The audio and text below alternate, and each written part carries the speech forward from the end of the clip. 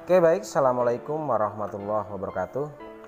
Ya, kita sampai pada tahapan terakhir pada proses pembuatan laporan keuangan dari PT Jaya Tama, di mana pada tahapan terakhir ini kita akan coba selesaikan atau bahas mengenai jurnal penutup atau closing jurnal dan neraca saldo setelah penutupan atau post closing trial balance.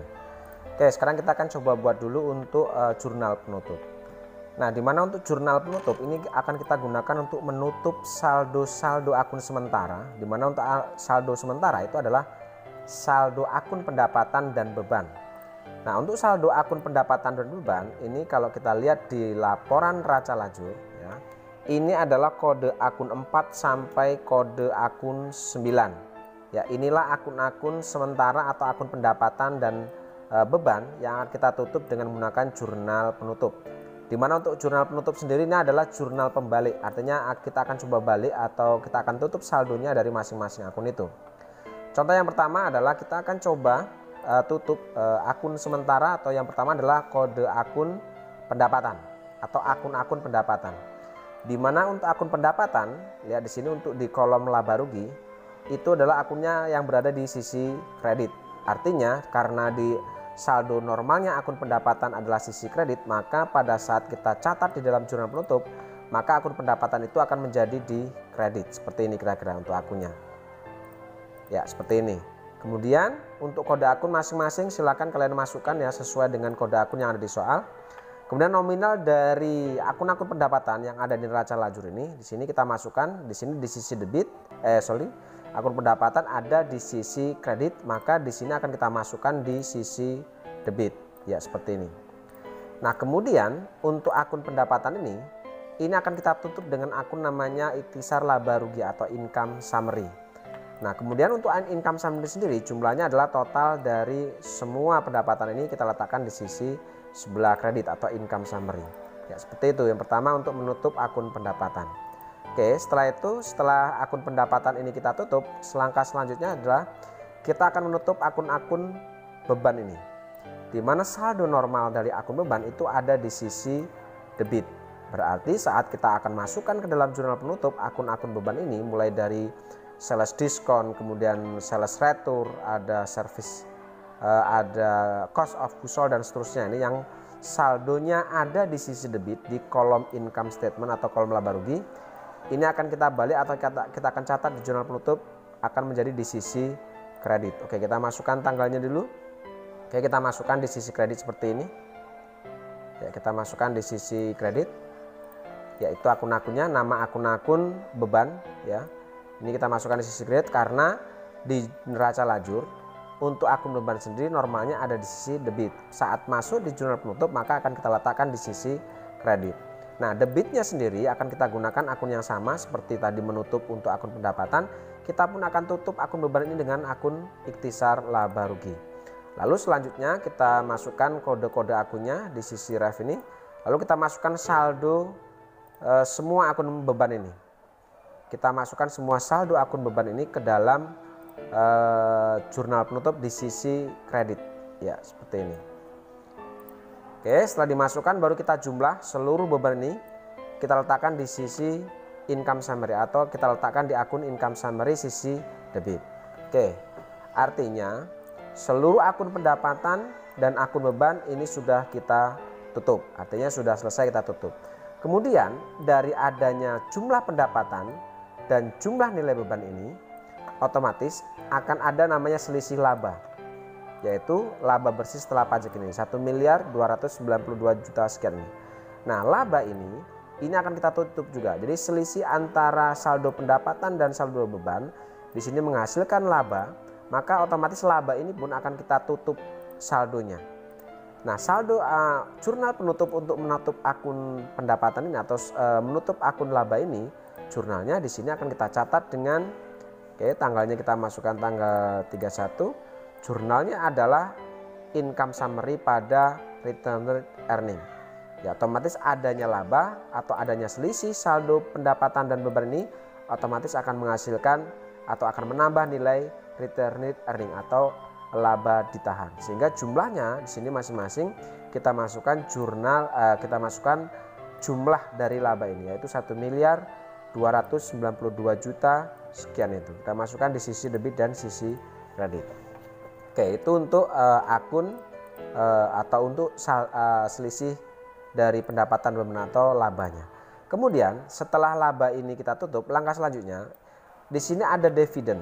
Perhatikan, jika ada dividen atau akun dividen atau ada saldo dividen, maka dividen ini pun akan kita tutup di jurnal penutup. Karena jangan sampai dividen ini pada saat tahun akuntansi atau tahun siklus akuntansi berikutnya dividen ini akan ada saldo gitu. Jadi kita tutup di sini. Oke, saldo dividen ini akan kita tutup dengan menggunakan akun income summary pada dividen, di mana dividen ini saldo normalnya kalau kita lihat di neraca lajur di sini dividen saldonya ada di sisi debit, ya, ada di sisi debit, sehingga pada saat masuk di jurnal penutup dividen akan berada di sisi kredit. Lalu jumlahnya kita masukkan sesuai jumlah debitnya yaitu 37.500.000. Oke, artinya setelah dividen kita tutup berarti tidak ada akun-akun lagi yang perlu ditutup. Kemudian kita akan jumlahkan sisi debit dan sisi kreditnya. Didapat di sini 16.444.626.500. Sisi debit dan kredit sama. Inilah jumlah dari jurnal penutup atau closing journal. Oke, tahapan terakhir setelah closing journal selesai, kita akan masuk pada neraca saldo setelah penutupan.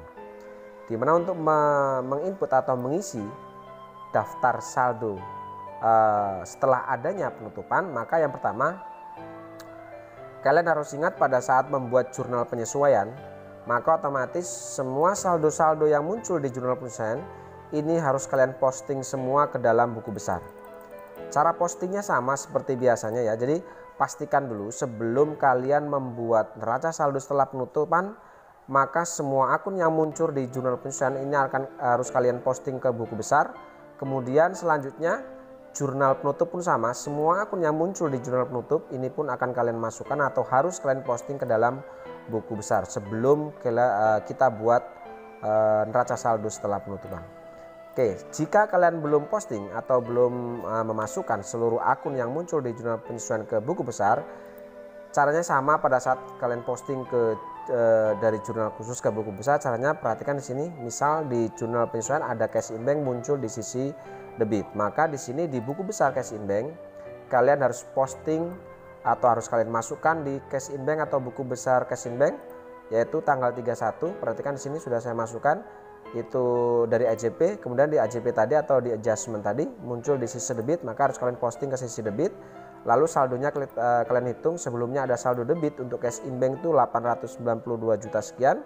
Kemudian ada hasil posting dari jurnal penyesuaian sebesar 1.341.000. Debit ketemu debit, karena debit ketemu debit maka saldonya harus kita akumulasi atau kita jumlahkan. Didapat 893.776.975 rupiah.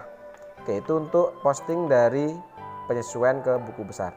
Silakan kalian lakukan terus untuk yang bank chart ini, terus interest revenue, terus surplus expense dan seterusnya. Kalian posting semua ke dalam buku besar sini ya. Pastikan semua masuk. Kemudian selanjutnya yang dari jurnal penutup ini pun sama cara postingnya. Perhatikan di jurnal penutup ini muncul sales of merchandise ini ada di sisi debit. Maka kalian harus posting di buku besar. Kalian cari untuk buku besar sales of merchandise yaitu kode 4. Cara postingnya sama ya, kita masukkan di sini. Di sini ada sales of merchandise. Kalian masukkan tanggalnya, kemudian keterangannya closing journal karena datanya kita ambil dari closing journal. Kemudian tadi di sales of merchandise di closing journal itu ada di sisi debit. Berarti kalian harus posting ke sisi debit. Kemudian kalian hitung untuk saldonya. Masuk kolom saldo, di sini saldonya sebelumnya ada 8.140.125.000. Kemudian ada hasil posting dari jurnal penutup sebesar jumlah yang sama yaitu 8.140.125.000, sehingga pada akhir periode saldo untuk sales of merchandise itu menghasilkan saldo 0. Sehingga pada saat kalian posting semua dari jurnal penutup ini kita masukkan ke dalam buku besar, maka saya pastikan untuk saldo kode akun 4 ke bawah itu akan menghasilkan saldo 0. Oke, setelah kalian masukkan semua atau posting semua dari jurnal penyesuaian kemudian jurnal penutup ke dalam buku besar, barulah kita akan buat untuk buku besar untuk neraca saldo setelah penutupan. Caranya sangat mudah, kita masukkan untuk nomor akun atau akun number dan nama akun ini. Kita masukkan sesuai dengan akun-akun yang ada di buku besar. Karena yang akan kita catat di neraca saldo setelah penutup itu adalah akun-akun yang hanya ada nominalnya, maka di sini saya pastikan untuk neraca saldo setelah penutupan itu hanya ada akun kode 1 sampai kode 3 yang masih ada sisa saldonya. Lalu cara merekap saldo-saldo yang muncul di buku besar setelah adanya jurnal penutup dan penyesuaian, caranya adalah kita tinggal memindahkan saja saldo akhir di buku besar. Ya, di buku besar kita pindahkan saja di sini.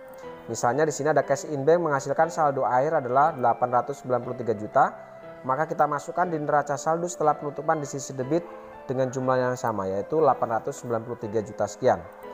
Kemudian kita masukkan petty cash, lihat di buku besar petty cash, kita ambil saldo akhirnya. Di sini untuk petty cash saldo ada di sisi debit yaitu 10 juta. Kalian masukkan di neraca saldo setelah penutupan, kita letakkan di sisi debit sebesar 10 juta. Lanjutkan seperti itu sampai selesai sehingga saldo yang tersisa di sini adalah kode akun 1 sampai kode 3. Hasilnya kira-kira seperti ini setelah kalian masukkan semua ke dalam neraca saldo setelah penutupan. Setelah itu kalian jumlahkan sisi debit dan kreditnya sehingga jumlahnya sama. 4.827.456.575 rupiah. Oke, saya rasa untuk laporan keuangan PT Jaya Tama paket 3 untuk uji kompetensi tahun 2002 saya anggap selesai sampai di sini. Kita akan lanjut pada pembahasan soal uji kompetensi tahun 2002 yaitu paket 1 mengenai perusahaan jasa. Terima kasih. Assalamualaikum warahmatullahi wabarakatuh.